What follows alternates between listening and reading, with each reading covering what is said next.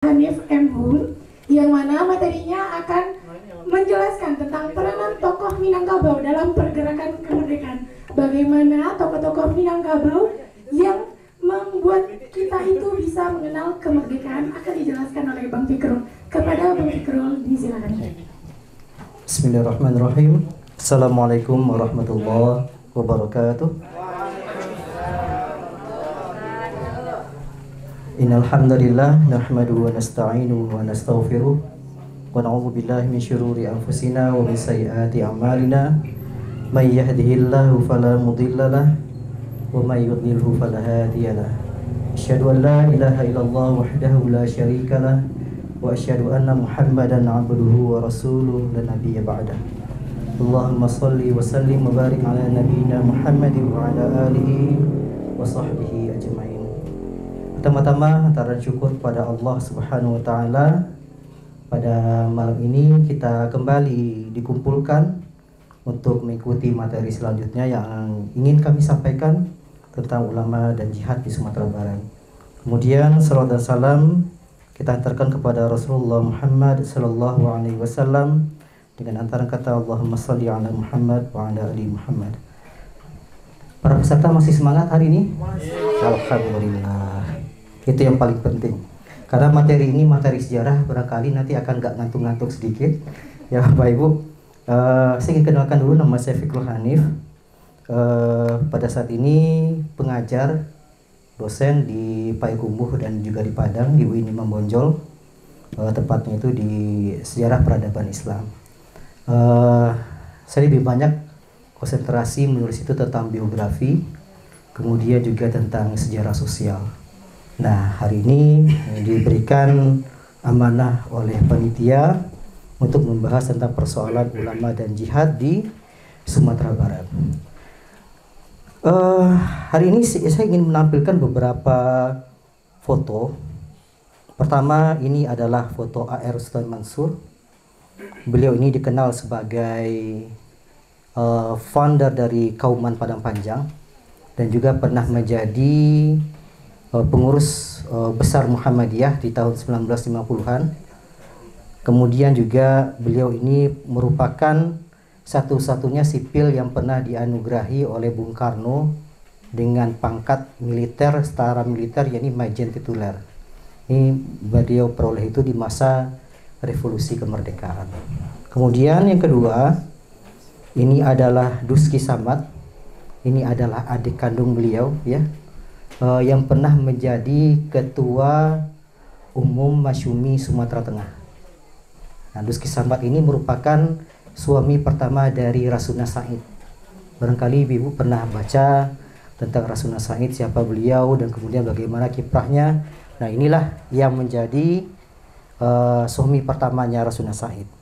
Kemudian yang berikutnya, ini adalah murid dari Buya Sultan Mansur yang bernama Abdul Malik Ahmad, seorang ulama pernah pada masa revolusi kemerdekaan.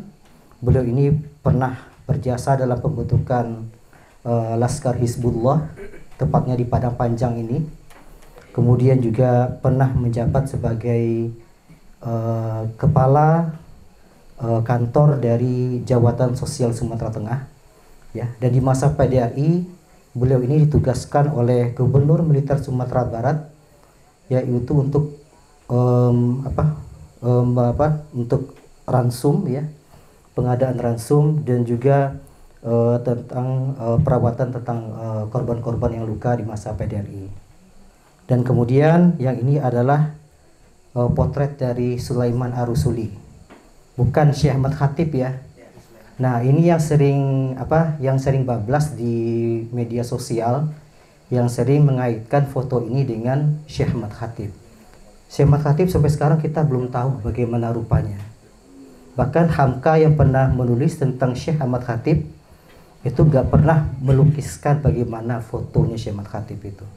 Nah, jadi kebanyakan ini pemain medsos, ya, itu yang sering kebablasan mengaitkan foto beliau ini dengan Syekh Ahmad Khatib, padahal bukan. Baik, dan ini adalah potret dari barisan dari Hizbullah yang ada di Yogyakarta. Baik, kita mulai dulu dengan ini. Bapak Ibu, ketika 17 Agustus 1945 ya, ketika Bung Karno membacakan teks proklamasi dan waktu itu didampingi oleh Bung Hatta, kita sering menyebutnya sebagai Soekarno-Hatta dalam teks itu. 2 hari setelah teks itu dibacakan, tokoh yang kita tampilkan ini siapa tadi namanya? A.R. Sultan Mansur, yang ber-AR-nya itu adalah Ahmad Rashid ya. Beliau ini menyatakan sebuah fatwa jihad. Ini lebih dulu dibandingkan dengan resolusi jihad yang dikumandangkan oleh NU ya, yang dikaitkan dengan berdirinya pondok pesantren dan lain sebagainya. Nah, A.R. Sultan Mansur 2 hari setelah proklamasi itu kemudian mengeluarkan sebuah fatwa jihad. Apa katanya? Ini kata-katanya, bentuklah barisan untuk perang. Perang dan perang. Proklamasi menghendaki perjuangan secara gigih. Sebentar lagi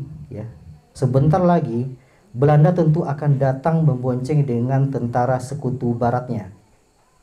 Belanda akan merebut kembali tanah air, kecintaan bangsa Indonesia ini. Kapan ini diperoleh? Saya memperolehnya dari manuskrip yang pernah diketik oleh adik kakek saya. Namanya Kasim Munafi.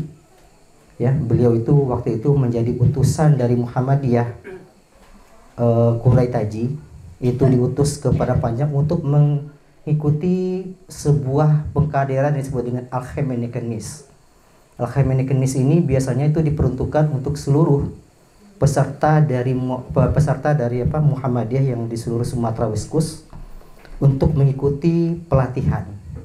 Nah, dalam pelatihan itu A.R. Sultan Mansur ini tampil di tanggal 19 Agustus, tepatnya setelah sholat subuh.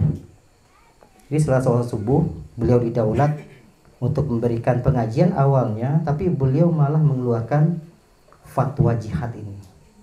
Dan ini fatwa jihad ini memang tidak pernah terekspos ya. Ini merupakan bagian ingatan yang kemudian ditulis kembali oleh kakek saya itu Kasim Munafi itu untuk menjadi sebuah memori bahwa A.R. Sultan Mansur ini pernah mengeluarkan fatwa ini.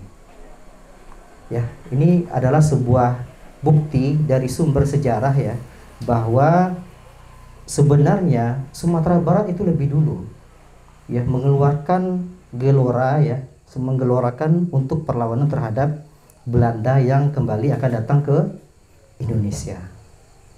Nah, ini yang menarik dari fatwa ini. Kemudian yang berikutnya, setelah fatwa ini dikeluarkan ya, maka ada yang melatar belakangi dari berdirinya barisan Hizbullah waktu itu di Sumatera Barat. Apa yang melatar belakanginya? Pembentukan barisan ini telah dimulai itu pada tanggal 1 Oktober 1945. Jadi artinya berapa rentang itu? September, hanya 1 bulan lebih lah. 1 bulan lebih.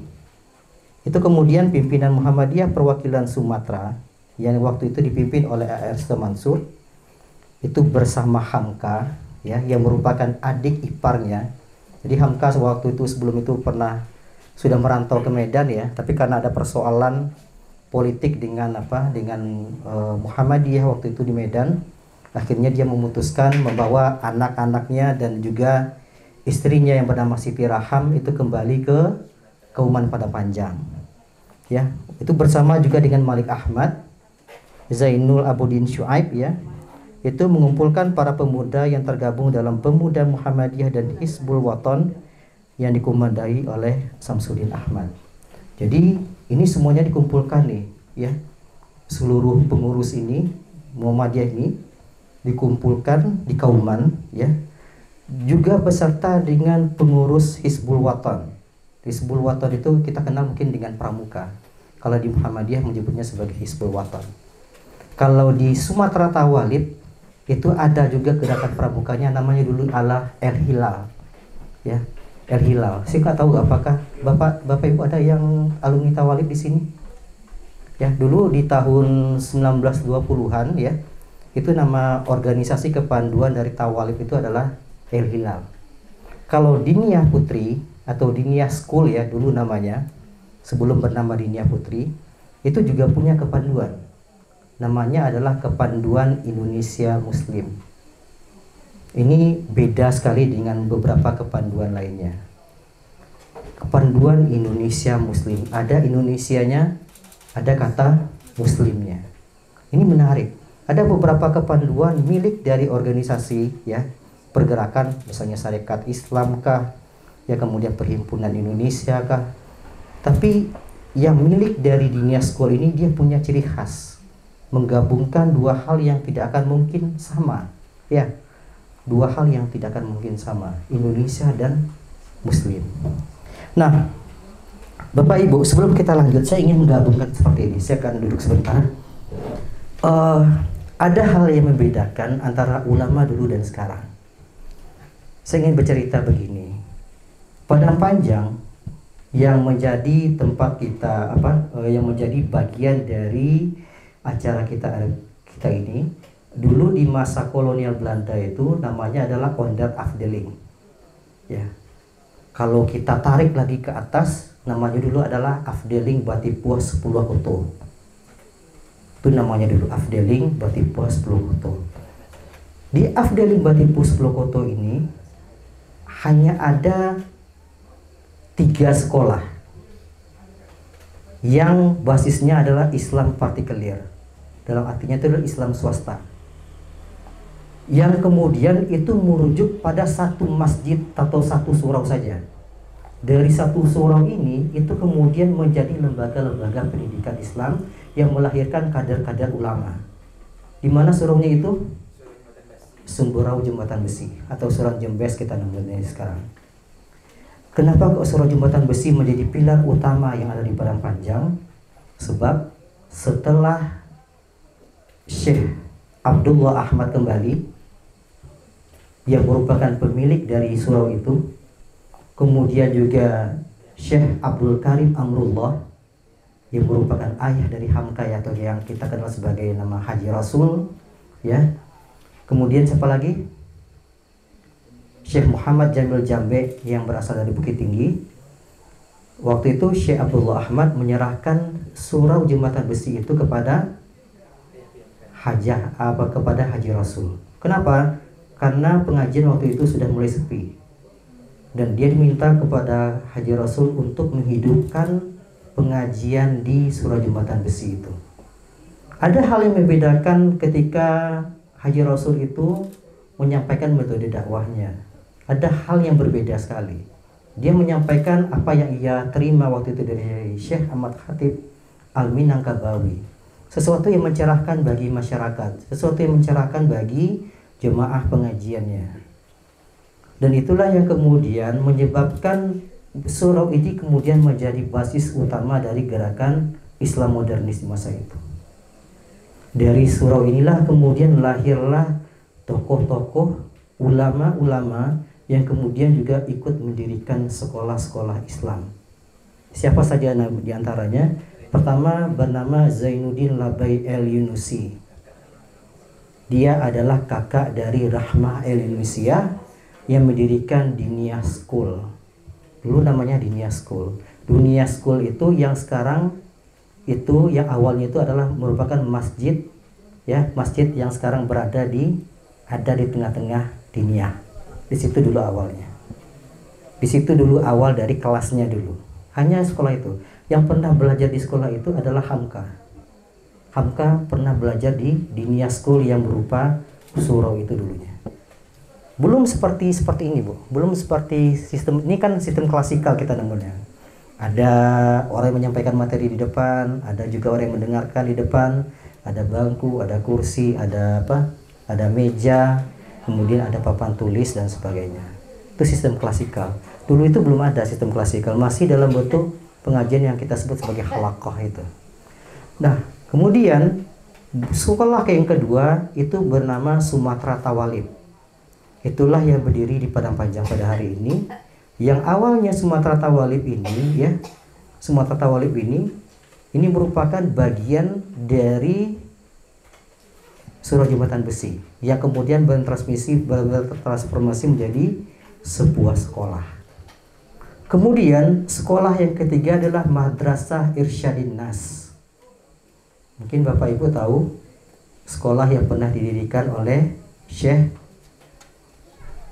Balai-Balai yang ada di Padang Panjang. Ada masjidnya sekarang kan Bapak Ibu, ada MIN ya, Madrasah Irsyadin Nas. Nah, itulah yang didirikan oleh salah seorang murid dari Haji Rasul itu. Kemudian yang keempat, Kauman Padang Panjang. Seluruh dari murid-murid yang pernah bergerak di surau jembatan besi yang kemudian terafiliasi ke Muhammadiyah, kemudian mendirikan komplek perguruan ya, komplek perguruan yang awalnya itu merupakan bekas hotel dari Belanda. Namanya adalah Hotel Merapi. Hotel Merapi itu adanya di Kauman itu dulu Bapak Ibu. Bapak Ibu nanti bisa lihat browsing di internet seperti apa sih Hotel Merapi itu. Nah, posisi dari Hotel Merapi itu berada di sekarang itu ada di yang masjid yang berdiri di sampingnya itu, yang didirikan oleh Wardah Kosmetik itu. Nah, itu yang posisi dari Hotel Merapi pada hari ini. Nah, jadi Bapak Ibu, kita melihat dari sebuah surau ya, itu kemudian melahirkan tipe-tipe ulama. Tipe-tipe ulama yang menurut saya itu sangat berbeda sekali dengan tipe ulama pada hari ini. Apa yang membedakannya? Ini saya mengambil dari sebuah kisah, kita kembali lagi ke atas. Ini saya mengambil dari kisah satu orang ini yang bernama Malik Ahmad. Dia kelahiran negari Sumania, Tanah Datar.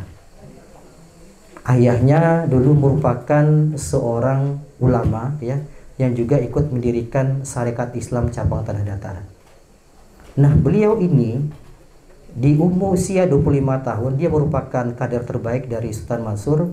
Dia merupakan alumni dari Sumatera Tawalib, kemudian direkrut oleh Sultan Mansur setelah dia tamat dari Tabligh School untuk memimpin sebuah sekolah yang bernama Kuliatul Mubalighat, sebuah sekolah lanjutan khusus untuk putri. Jadi sekolah lanjutan ini nantinya outputnya itu adalah ibu-ibu ini ya, atau yang putri-putri ini itu nanti akan menjadi seorang ulama, seorang guru agama, dan juga seorang pengurus organisasi. Dan itu memang sudah ada kurikulumnya Bapak Ibu. Dan kurikulum untuk kepemimpinan itu dilaksanakan mulai dari sholat isya sampai pukul 11 malam. Itu benar-benar dididik untuk menjadi seorang pemimpin. Itu ibu-ibu loh. Ya, ibu-ibu di masa lalu itu sudah dididik untuk menjadi seorang pemimpin dari pukul 8 sampai pukul 11. Waktu itu belum ada listrik sama dengan hari ini, belum ada listrik. Baru Dhamma Togo, mungkin Bapak Ibu tahu Dhamma Togo? Dhamma Togo yang dijadikan sebagai penerang waktu itu. Jadi kalau Bapak Ibu sekarang ini sudah happy nih, udah ada listrik, sudah ada proyektor, ada layar, jadi kita bisa merangkapnya dengan cepat. Dulu tuh ada dulu ya. Bahkan ketika Hamka menjadi direktur ya, saya menyebutnya direktur, dulu tuh istilahnya itu sama dengan kepala sekolah di Tabligh School, itu kondisinya malah makin miris Bapak Ibu. Itu masih belum seperti hari ini, belum ada kursi, masih duduk di lantai. Tapi output dari pendidikan yang dihasilkan oleh sekolah yang lahir di tahun 1928 itu menghasilkan kader-kader ulama yang mumpuni Bapak Ibu. Dan Malik Ahmad ini di usia 25 tahun seperti yang saya sampaikan tadi sudah didaulat menjadi guru di masa Jepang. Di masa Jepang Bapak Ibu, ketika kondisi ekonomi susah ya, dia mencoba untuk mempertahankan agar guru-guru di Kauman itu tidak mau atau pindah dia atau dia meninggalkan sekolah. Dia berusaha untuk mempertahankan supaya guru-guru ini tetap komit untuk mengajar. Caranya itu dulunya Dia kumpulkan, dia minta kepada para guru itu baik yang laki-laki dan perempuan untuk membawa barih ganggam. Seganggam sih barihnya. Kemudian apalagi satu orang dari rumah itu membawa satu cabai saja. Ladu cicik isinya. Apalagi minyak mani gas ketek. Apa yang dilakukan mereka setelah mereka sampai? Mereka masak bersama-sama dulu. Mereka masak bersama-sama dan itu nasi yang tadi itu dijadikan bubur, dicampur aja lado giliang seketek itu, kemudian itu yang mereka konsumsi bersama-sama. Ya, dan kemudian di siang hari juga seperti itu yang mereka lakukan. Jadi di masa pancaklik ya, guru-guru itu benar-benar menunjukkan bahwa kami ini benar-benar ikhlas. Dan muridnya yang tidak pernah dia tampakkan ke wajah muridnya itu bahwa mereka itu benar-benar susah hidupnya, tidak pernah. Ini kita dapatkan ketika mendapatkan sebuah stensilan Bapak Ibu, buku kecil ya, buku kecil itu yang dikeluarkan di tahun 1947, dikeluarkan oleh Kauman Padang Panjang itu ada beberapa petikan dari alumni-alumni yang menegaskan itu. Apa kata mereka? Meskipun kami tahu guru kami itu susah hidupnya, tapi mereka tidak pernah menunjukkan wajah susahnya itu kepada kami. Mereka tetap tersenyum kepada kami dan membesarkan hati kami bahwa mereka suatu saat akan menjadi seorang ulama. Dan itulah yang kemudian itu terbukti setelah beberapa tahun kemudian alumni Kuliatul Mubalighin, alumni dari Sumatera Tawalib, alumni dari Dinia Putri atau Dinia School itu kemudian menjadi ulama. Nah, itu kelas balik kita bagaimana ulama ini ya di masa lalu itu memang menunjukkan sikap zuhudnya, ya, sikap waraknya, dan bagaimana mereka mencoba untuk membesarkan hati dari para muridnya ini supaya mereka itu tetap bertahan di tengah kondisi ekonomi yang benar-benar sulit itu. Baik, kita lanjutkan kembali Bapak Ibu. Kita tarik lagi ke depan ya. Barisan Hizbullah ini. Nah, pada tanggal 10 Oktober 1945 masing-masing anggota, artinya orang-orang yang sudah berkumpul tadi ya dengan Ihsan Mansur, Hamka ya, Duski Samad ya, dan lain sebagainya itu, kemudian mereka ini kembali ke daerah masing-masing untuk mendirikan Hizbullah. Jadi awalnya itu berasal dari Padang Panjang Hizbullah itu untuk di Sumatera Barat, kemudian dibawa sampai ke nagari-nagari ya, dan itulah yang kemudian didirikan pada tanggal 10 Oktober 1945. Dan ini adalah fotonya Bapak Ibu. Ini merupakan anggota dari barisan Hizbullah ini yang kemudian ini berfoto di Kauman Padang Panjang. Kita lanjutkan kembali. Nah, kemudian setelah beberapa bulan kemudian ya, setelah 1 Oktober 1945 itu keluarlah fatwa ulama se-Sumatera. Ya. Apa yang menarik di sini? Nah, di masa ini ya, pada tanggal 7 Desember 1945, artinya 2 bulan ya setelah terbentuknya Laskar Hizbullah ini, Majelis Islam Tinggi ya atau MIT itu kemudian menghadiri Kongres Ulama se-Sumatera yang waktu melahirkan sebuah resolusi ya, resolusi jihad. Apa isinya itu? Dalam resolusi ini kami dapatkan dalam Surat Kabar Merdeka tanggal 9 Desember tahun 1945. Isinya apa? Siapa-siapa yang tewas dalam perjuangan kemerdekaan dewasa ini adalah mati syahid dunia dan akhirat. Ini dikeluarkan oleh para ulama yang waktu itu berkongres ya pada tanggal 7 Desember 1945. Dan inilah yang kemudian memicu lahirnya beberapa laskar-laskar lainnya ya yang ada di seluruh Sumatera nantinya. Apa saja laskarnya? Maaf, kita lanjutkan kembali. Ini fatwanya itu ya. Ini kemudian kalau kita jabarkan itu dalam putusan MI Majelis Islam Tinggi itu adalah pertama itu adalah menetapkan bahwa ya ini isi resolusinya ya, berjuang mengusir musuh dari tanah air kita ini, menghancurkannya adalah fardu ain hukumnya. Jadi bukan fardu kifayah lagi tapi fardu ain. Dan ini merupakan bagian dari apa yang disampaikan oleh A.R. Ustaz Mansur di tanggal 19 Agustus tahun 1945.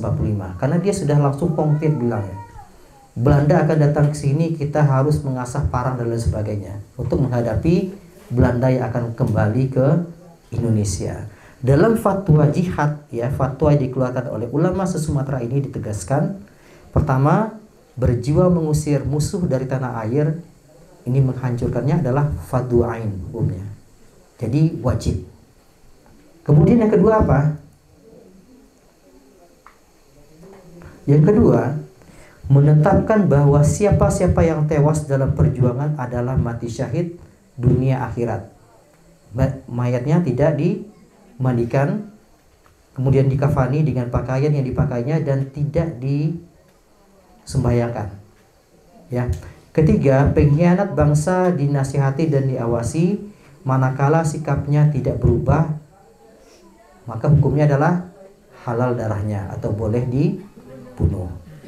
Nah, ini adalah dua dari resolusi jihad yang dikeluarkan pada saat pertemuan dari Majelis Islam Tinggi dalam fatwa ulama se-Sumatera. Nah, apa yang terjadi berikutnya?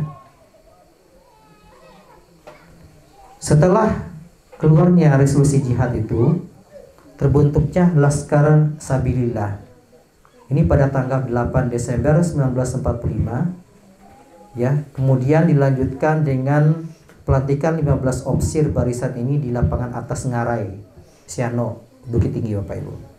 Pada tanggal 16 Maret 1946, kemudian ada pula Tentara Allah, ya, ini yang dibentuk oleh Partai Politik Tarekat Islam (PPTI) yang merupakan milik dari Syekh Sirajuddin Abbas.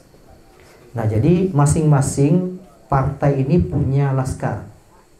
Masyumi dengan Laskar Hizbullah, ya, kemudian PPTI dengan apa tadi? Dengan Tentara Allahnya, ya. Kemudian Laskar Sabilillah dari MTI, Majelis Tinggi Islam. Nah, kemudian setelah Laskar Sabilillah ini terbentuk, laskar apalagi yang terbentuk berikutnya? Jadi Lasmi dan Laskar Muslimat. Lasmi dan Lasmi ini merupakan kepanjangan dari Laskar Muslimin Indonesia. Dan kemudian untuk yang perempuannya bernama Laskar Muslimat. Ini merupakan barisan yang dibentuk oleh Partai Islam Perti. Ya, yang waktu itu dipimpin oleh Syekh Sulaiman Ar-Rusuli. Pada tanggal 24 Desember 1945 untuk pelantikannya pada tanggal 23 Juni 1946 di Bukit Tinggi. Ini dihadiri oleh pemerintah, tentara dan juga massa. Jadi artinya di Sumatera Barat itu ada 4 laskar yang terbentuk: Hizbullah, Sabilillah, Tentara Allah dan Lasmi. Ini adalah 4 laskar yang dibentuk atas nama partai politik dan para pembentuknya itu berasal dari ulama semuanya, Bapak Ibu. Nah, kemudian apalagi yang menarik berikutnya, kita masuk kepada masa PDRI. Bapak Ibu tahu ini rumah siapa? Kalau Bapak Ibu lewat nanti di Bukit Tinggi dan ketemu rumah ini adalah rumah yang pernah ditempati oleh Syafruddin Prawira Negara. Ya, ini merupakan bagian dari kisah awal dari Pemerintah Darurat Republik Indonesia. Apa yang menarik dan apa hubungannya dengan ulama, Bapak Ibu? Pertama, Bapak Ibu tahu ini siapa? Siapa ini? Ya, inilah Haji Abdul Malik Karim Abdullah atau kita kenal sebagai Hamka. Kenapa kok tiba-tiba saya memasang foto ini? Di tahun 1947, ini artinya setahun menjelang lahirnya PDRI, Hamka ini dalam pertemuan yang dihadiri oleh seluruh partai politik ya, seluruh pimpinan partai politik se-Sumatera Tengah. Sumatera Tengah ini adalah Sumatera Barat, Riau, Jambi dan Kepri. Itu termasuk dalam golongan dulu Sumatera Tengah namanya Pak Ibu. Nah, Hamka waktu itu didaulat dalam pertemuan yang dihadiri juga oleh Bung Hatta sebagai ketua dari Front Pertahanan Nasional. Ini adalah sebuah front yang ditugaskan untuk memimpin sebuah laskar ya yang ada di partai politik itu. Jadi ini merupakan koordinatornya. Ya. Waktu itu Hamka ini usianya masih muda, masih sekitar 30-an. Ya, diminta untuk memimpin semua laskar yang ada di partai politik waktu itu. Ya. Dan di masa PDRI, beliau ini merupakan bagian dari merupakan asisten dari Gubernur Militer Sumatera Barat yang bernama Mr. Sultan Muhammad Rashid. Ya, orang Pariaman. Ini merupakan residen yang keempat di Sumatera Barat. Nah, apa tugas dari Hamka waktu itu? Dia datang dari kampung ke kampung, Bapak Ibu. Karena kita tahu kapasitas Hamka itu sebagai siapa? Dia ulama. Kita tahu dia ulama. Kemudian kita tahu dia merupakan seorang sastrawan, penulis buku, ya. Kemudian apa lagi? Operator. Kemudian apa lagi? Pernah membentuk Laskar Hizbullah dan kemudian memimpin Front Pertahanan Nasional. Dia datang dari kampung ke kampung, masuk dari nagari keluar nagari, ya. Masuk dari jorong ke jorong itu untuk mengenalkan dan kemudian untuk menggelorakan semangat untuk melawan Belanda. Apakah Hamka waktu itu punya pistol? Dia punya pistol. Dia dibekali waktu itu ya oleh militer, itu pistol ada, tapi nggak pernah dia gunakan. Nggak pernah digunakan oleh Hamka selama dia menjadi ketua Front Pertahanan Nasional itu. Tapi dia merupakan orang yang pertama dicari oleh Belanda karena tugasnya itu adalah sebagai ketua FPN. Ya. Kalau dia dapat, maka selesai sudahlah perjuangan waktu itu. Tapi waktu itu dia bisa karena dia dikawal ya oleh beberapa orang. Hamka beberapa kali waktu itu sempat lolos. Insya Allah nanti dalam buku terbaru saya Bapak Ibu nanti akan membaca bagaimana kisah Hamka di Padang Panjang yang tidak pernah muncul di film Hamka sendiri. Itu yang kita sayangkan ya. Kan Bapak Ibu sudah pernah film Hamka ya 2 kali ya, kan 2 episode ya. Tapi kita tidak pernah melihat mungkin hanya sekilas saja ya. Dalam film itu bicara tentang Hamka di Padang Panjang. Tapi kita tidak pernah mendapatkan kisah bagaimana Hamka waktu itu di sekolah jembatan besi. Bagaimana Hamka waktu itu belajar misalnya di Fox School ya, bagaimana Hamka waktu itu menjadi direktur di Kauman, bagaimana Hamka di masa revolusi fisik misalnya ya, itu nggak pernah ada ya. Jadi kita melihat bahwa Hamka itu hanya seorang ulama saja dalam film itu, tapi kita tidak pernah melihat Hamka ini merupakan seorang sosok pejuang juga ya. Itu nggak pernah muncul dalam film yang berdurasi 2 jam itu, nggak pernah kita lihat itu. Nah nanti insya Allah dalam buku saya yang akan diterbitkan oleh penerbit Emir dari penerbit Erlangga Jakarta, insya Allah nanti bagaimana kisah Hamka di masa PDRI itu nanti bisa Bapak Ibu baca nanti. Dan kemudian yang kedua, siapa lagi tokoh berikutnya? Ini adalah murid Hamka juga yang kita bahas tadi di masa Jepang tadi, yang bernama Abdul Malik Ahmad. Beliau ini di masa PDRI karena kapasitasnya dulu adalah wakil ketua Jawatan Sosial Sumatera Tengah, dia langsung dipilih dan didaulat oleh Gubernur Militer Sumatera Barat Sultan Muhammad Rashid untuk mengurus perbekalan, mulai dari ransum, makanan, korban perang, kemudian bagaimana keselamatan dari para petinggi PDRI ini ada di tangan orang ini.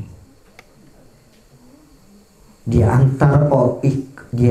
antar keluarganya langsung ke Sumania ya, untuk diamankan ke sana, dan dia berangkat ke Koto Tinggi dengan jalan kaki. Bayangkan dari Ibu Sumania di mana tuh, tanah data ya, berjalannya ke Koto Tinggi itu. Koto Tinggi itu di mana? Payakumbuh, Kabupaten Lombok Kota. Barang jauh jarak itu, berjalan kaki itu. Jadi orang-orang dulu tuh Bapak Ibu, jadi bayangkan dulu pakai motor, pakai kuda bendi, nggak pakai itu, udah jalan kaki ya Pak Ibu. Ada salah seorang sahabat dari Buya Hamka yang bernama Khatib Sulaiman. Mungkin Bapak Ibu pernah dengar ya, Khatib Sulaiman. Khatib Sulaiman ini merupakan sekretaris dari Buya Hamka di Front Pertahanan Nasional.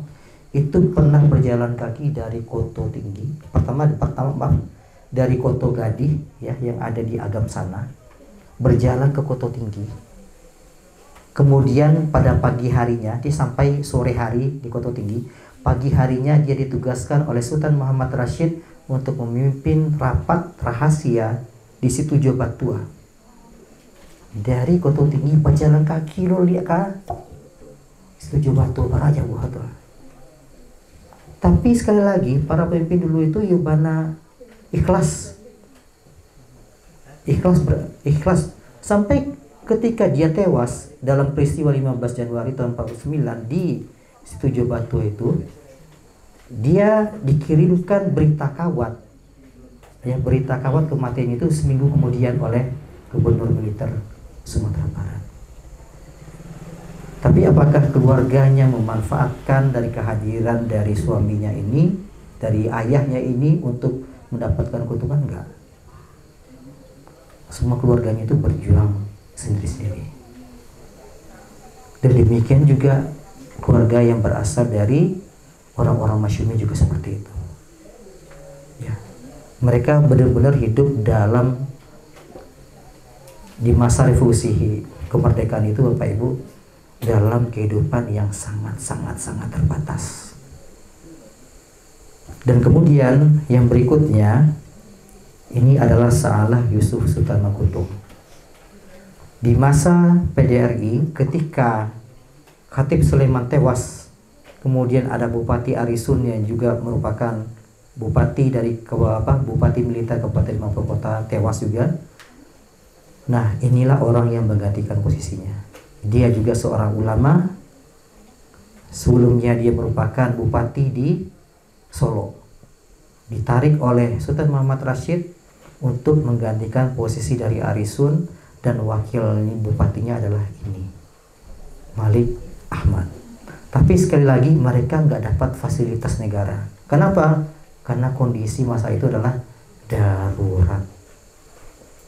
Maka kita melihat bahwa kontribusi ulama di masa kemerdekaan dan di masa lalu itu sangat besar Bapak Ibu.